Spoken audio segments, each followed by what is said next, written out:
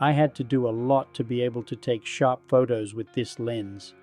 If that works, then the quality is very good. I need to take more shots to show what a spectacular bokeh this lens has.